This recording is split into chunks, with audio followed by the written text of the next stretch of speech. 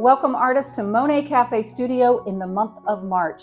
And this month's theme is going to be a little different, a little smaller, and a lot more magical. I'm calling this month's theme Miniature March Magic. I love painting small, and I'm going to be sharing with you not only great tips on how to paint small and some painting tutorials, but I'll also be sharing with you many of the benefits of tiny painting.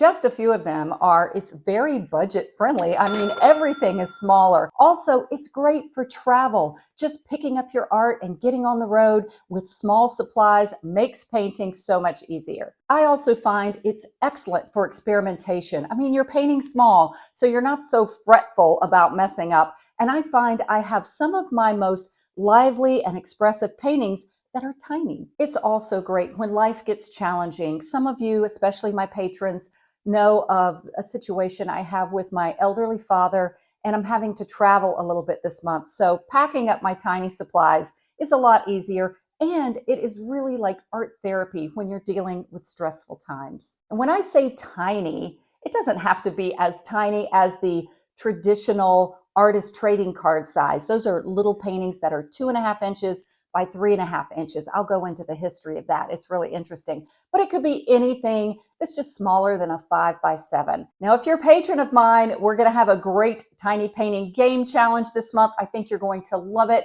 I enjoy bringing these games to you, and I so enjoy your results. So grab your pastels, artist, and get ready to embark on this tiny painting adventure. Happy painting!